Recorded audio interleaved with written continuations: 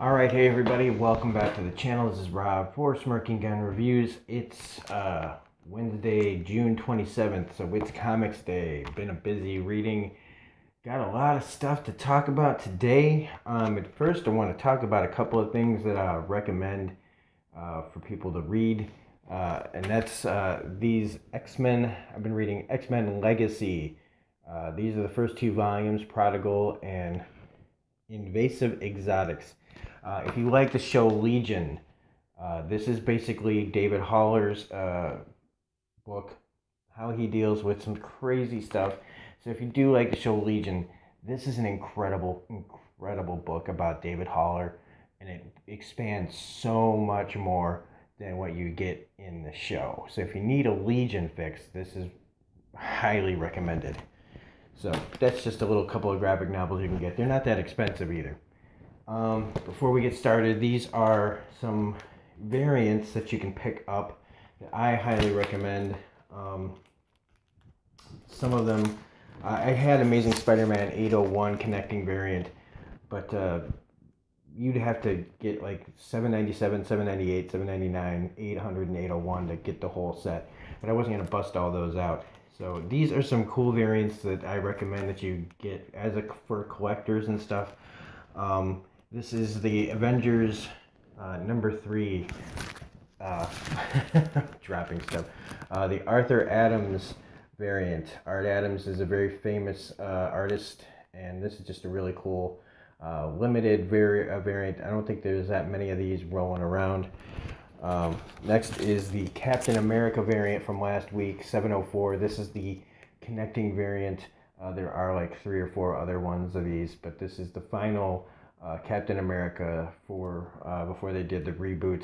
So I thought this variant was pretty cool, and it finishes the connecting variants. Next is the variant for Hunt for Wolverine, Claws of a Killer number 2. I really like this cover a lot by this artist. It's the same cover price as a regular one, but I really dug the artwork here on the cover, and it's a lot better than what's on the inside, but at least the cover kind of shows like zombies getting cut up by Sabretooth. Final variant that I picked up, I didn't know was a thing until I picked up last week's Justice League number 2 with the Martian Manhunter Jim Lee cover, and I just found that the Justice League number 1 variant of Jim Lee was Batman. So this is a badass Justice League variant cover. Kick-ass. Jim Lee is my favorite artist, so if you get a chance to get it, you can get this for cover price. I don't know how many of them there are, but it's pretty badass. Alright, so let's jump into the actual this week's comics. And first up, we have Deadpool Assassin number 2. This is also the variant. This one's the variant. 2 very cool covers for a very cool book right now.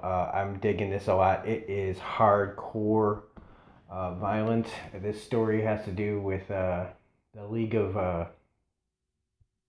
I can't believe it. I'm going to say like the Guild. The Assassin's Guild in New Orleans that Remy LeBeau Gambit has been affiliated with. This is a no joke. Parental advisory on this book. It is fucking hardcore. And I hope this is an ongoing series because I really dig this. Right now, I mean, I've had my reservations about the new Deadpool book. I have none about this. This is just kick-ass. Mark Bagley's artwork is pretty good, and I highly recommend picking up Deadpool Assassin number 2. So yeah, and without giving too much away, this has a lot to do with Deadpool's code. So, and the person he's supposed to be protecting from the Assassin's Guild. Alright, so next up we have Hunt for Wolverine, Mystery and Madripoor, number 2. This is the 3rd book series, the 2nd issue of that 3rd book series. This one is a lot better than the 1st issue, because like a lot of this, like when it talks with Kitty Pryde in this, and explaining, how the influence that Logan's had over her life. And this is a much more character-driven issue. I really liked it. It has this kind of surprise ending, but some of these all are kind of like getting into a little bit of surprises. Um, there is a variant for this, but I did not pick it up. I might be picking it up later. That doesn't really matter to anybody. But this is so far the second issue is getting better. Um, in this book, Rogue, Storm, and Psylocke are captured by Viper and her group of femme fatales as Kitty, Domino, and Jubilee have to figure out a way to rescue everybody and keep going on with this mystery about what happened to Logan. So I do recommend this book. It has gotten better than the first issue. So anyway, here we go. Moving on, because we've got a lot to get to still. The Marvel 2-in-1 Annual, Thing and the Infamous Iron Man. So this is Thing and Doom doing another little multiverse adventure. Pretty good sized book. I wasn't going to pick it up, except the store owner kind of recommended it to me. And it has a lot to do with, I think, things that are going to come up later with the Fantastic Four coming back.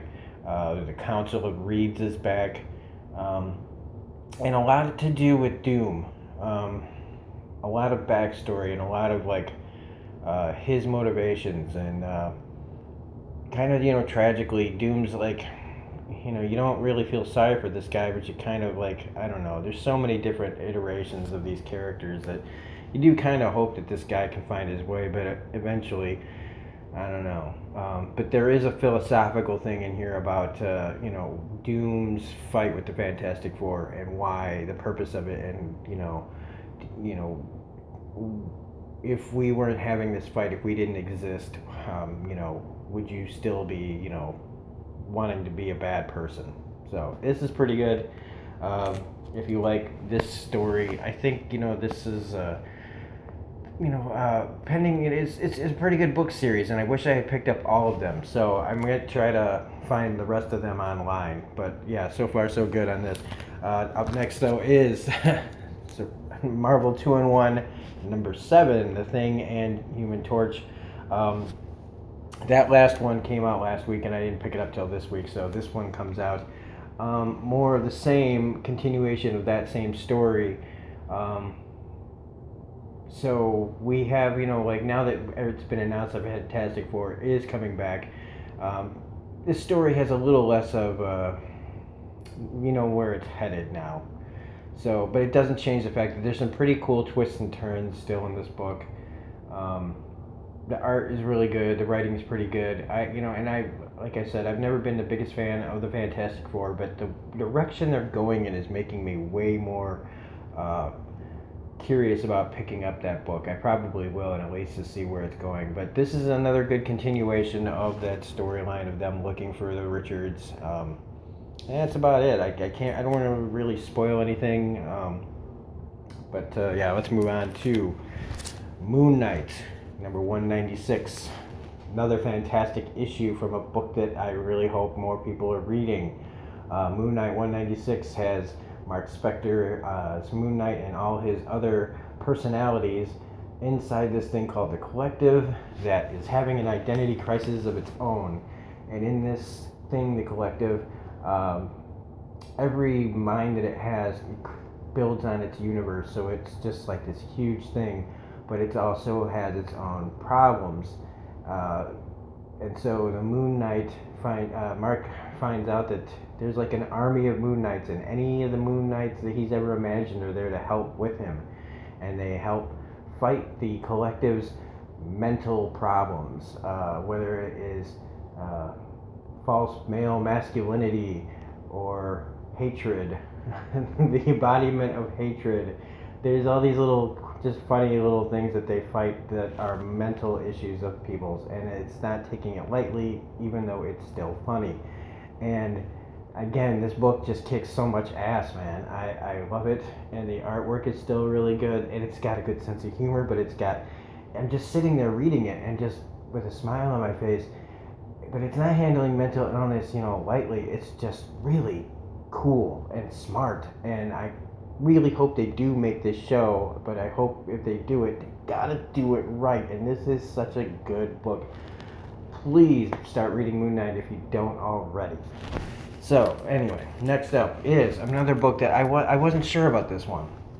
Multiple Man, number 1. this is a good first issue. It's only it's a limited series. It may be testing the waters, but this story is really good because if you know the story of Jamie Madrox, he died with this Terrigen Mist thing, and in this book they find one of his duplicates. If you don't know who Multiple Man is, he's a guy who can make duplicates of himself that all have different personalities, and he can reabsorb them. Anyway, one of them is found in this sealed bunker, and without giving too much away, he ends up teaming up with a whole bunch of different versions of himself from different times. It has to do with time travel. It has to do with fixing some stuff, and they took like an idea that I thought was maybe I wasn't sure about, but it's an X-Men kind of book, and so I decided to take a chance, and it's really good, and it's also really trippy. It has a lot to do with multiple type personalities, just like Moon Knight, except this is actual, not split personalities, but when you split yourself up, if you can actually split yourself up as a person into different personalities, all those duplicates have. It has a really interesting premise that I don't want to give too much away on, but if you can pick up Multiple Man, it is not disappointing. It is really good and really funny and tongue-in-cheek, but also, I'm really curious to see where the story is going. So, anyway, let's move on to Old Man Hawkeye, number 6, another fantastic book. The 6 of 12 issue series has Clint and Kate Bishop, who was his protege now, as the Hawkeye now, in the older, she's older now. Not too happy to see old Clint dragging a bunch of Jamie Madrox, Multiple Man, bring that back real quick, that have the symbiote, the Venom symbiote, attached to them, all trying to kill Clint. You get some more insight into Clint's backstory that has to do with some funny business with Natasha, Black Widow, and just some really cool stuff from Clint Barton. Also finding out that Red Skull is sending out somebody to take out Bullseye, who is disobeying Red Skull to go after Hawkeye. And yeah, I mean, I don't want to give anything away on this either, but it's badass. In the next issue, I guess we're going to see the betrayal and what happened to all the heroes back in the day that caused Clint to be the last Avenger standing. Read this book. Alright, next up is Old Man Logan, number 42. Kraven's got him in the Savage Land, beating him down, and this book kind of confirms what I've been saying for the last couple reviews of this book, is it does really almost confirm that this book is winding down, because we get some good flashbacks of Logan hurt and kind of seeing his family back in the wastelands, and he's hurt in this book, and it's kind of like his realization that he can't survive here, and he doesn't want to die here either. He wants to die where he belongs, which is back in the wastelands.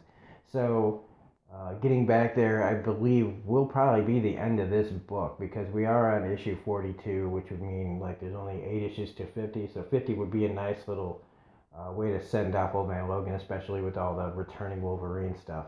We got so many different, versions of Wolverine going around, between, X-23 is not going anywhere. We got Dak and we got Jimmy Hudson, we got Old Man Logan, so it's like, whatever the hell's going on with all the different things going on in the Hunt for Wolverine book, I think it's time for Old Man Logan to go back to his time. It's kind of sad because this is a good book and I do like Old Man Logan. So if you like to see what happens in this and, get that feeling of that Old Man Logan is finally starting to head off into the sunset, definitely recommend this book. Plus, you just get to see, Wolverine and Kraven fighting dinosaurs, so that's pretty cool. All right, Peter Parker, The Spectacular Spider-Man, number 306, Coming Home Part 1. Again, Adam Kubert's art and the writing of this story is pretty good. The whole thing with Jonah being, an integral part in Peter's adventures lately is pretty good. In this, they finally have the thing that they think they need to beat the Tinker, who has brought these things to the Venomy, this AI thing. And Peter takes it And because, I mean, come on, spoiler alert, the cover tells you that basically something happens to him bad. And he ends up becoming, Peter kind of ends up becoming like a human computer and knowing what he needs to do and being able to see a lot of things. It's a pretty good book. I highly recommend, I mean, Spider-Man's a good book, period. Either this one or Amazing Spider-Man. I recommend both books. I do like that the story is starting to come to a conclusion, though. I'd like to see where they're going to go further because it's been kind of like a long time since we've started this whole Tinkerer story. But this does have a lot of nice cameos. The continuing story of Peter's sister in it, and just kind of Peter kind of reinvesting after he's seen what happens when he stops being Spider-Man. So there we go. That's another one down. Sentry, number 1. Okay, so if you don't know who Sentry is, he's a guy named Bob Reynolds, who's basically this universe is kind of like Superman a little bit. The unfortunate thing is he's got some mental issues and addiction issues in the past, and he can't be this guy without bringing a terrible, terrible evil with him that could kill everything. And so he doesn't do any of that. But Doctor Strange and him figured out a way to go to this world in his head, in his mind, and fight this thing, so he can at least be a hero in this contraption that he has. And outside of it, he's just this really boring fry cook, and all the people that were on his team in real life they don't know who they are. Well, one of them does, and just kind of the sad lives they live because they can't be the heroes without dragging this evil in. But you know how things like this go. It's issue number 1 of like 5 or 6, so you know things are going to go sideways really fast, and by the end of it, they do. So you know this guy's going to be forced back into it, and it's a pretty good book. I was kind of skeptical, but I like how they went about telling this guy's story and how he's a hero in his own mind. But in real life, he could be a hero, but he can't because of what would happen if he does. So, good book. Good first issue. All right, continuing on, we have Thor number 2. Like, the art in this, again, is like, I'm not the biggest fan of this art. I do like this cover, and the story inside is very funny and cool. Some of the people that, you don't like reading these Asgardian words. There's a lot of motherfucking Asgardian words in this. But it has like basically it's kind of like a family reunion for Thor. And a lot of people show up in this. And it continues the story of them trying to fight Malekith, the Dark Elf, and them trying to get their own support to fight this war. And how it all ends is pretty damn crazy. And it does remind me of, like, does feel like it's getting a lot of cues from Thor Ragnarok. Like, the tone and stuff is very light and funny. A lot of funniness in this book, even if I don't care for much of the art. But, yeah, I can't draw, so who am I to talk? But Thor is back, and it's pretty damn good. So, again, highly recommend this book. All right, Venom, number 3. This is a kick-ass cover. Essentially, without telling you too much about this book, Venom and Miles Morales kind of have it out. I'm not a big Miles Morales fan, sorry everybody. But it's how Eddie and Miles end up having to take on this thing that's this old symbiote, looks like a dragon, and how basically in the end there's something even worse inside this dragon, something really, really bad that can control Eddie's symbiote pretty handily, and it's a really damn good story so far. Keeping it really simple, just giving you the broad strokes of, yeah, Eddie and Morales fight, then they team up, then they fight this thing, and then they find out something worse is going on, and it's good. So, without saying any much more, pick up this book. Venom is badass. And the art's really good, too. All right, X-Men Blue. Okay, well, like I said, too many Wolverines. This is Daken trying to kill Jimmy Hudson because he's still got the last poison X in him, the symbiote that took him over. It's a very quick read. Basically, Magneto has sent Doc in to kill Jimmy. And it's kind of just getting to form. It's basically, a simple little story about these two guys who don't, trust each, one wants to die, one wants to kill him, but the X-Men won't let it happen. And it kind of just builds up to the fact that they're going to be fighting Magneto again pretty soon because reasons. It's Magneto. I like this book. I am hoping that they can get on to. I'm looking forward to more future stories instead of these little two-part issues like this. Especially when I do feel like, again, characters like Jimmy Hudson are going to be going kind of bye-bye maybe when you have the Wolverine. I think when Wolverine comes back, they'll have to be dealing with some of these issues of too many Wolverines, but still a pretty good book, even if it is just this short little two-issue arc that kind of just bridges the gap between bigger stories that are coming up. So anyway, on to DC this week. It's just one issue, the Man of Steel #5, but what an issue it is. Great cover, kind of reminding of the death of the Superman from the 90s. Again, a really good book. Bendis is killing it. The art is killing it. The story and the emotion of what's going on. It has some crazy stuff with Jor-El and Superman's son. And they still haven't revealed everything. But Superman's getting smarter, and I'm really digging this. So wherever Bendis ends up after this, I'm probably gonna start reading certain Superman books. Depending on, I'm gonna be asking my comic book shop guys which books I should be reading of Superman. But wherever Bendis goes from this on, I hope he's doing like Action Comics or Superman or whatever. But this is a really good book. And I can't wait to see how it all concludes next week. So, highly recommend picking this up. And finally, Saga, number 53. Now, when I talked about this before, I didn't really review it. I just talked about how much I just freaking love Saga.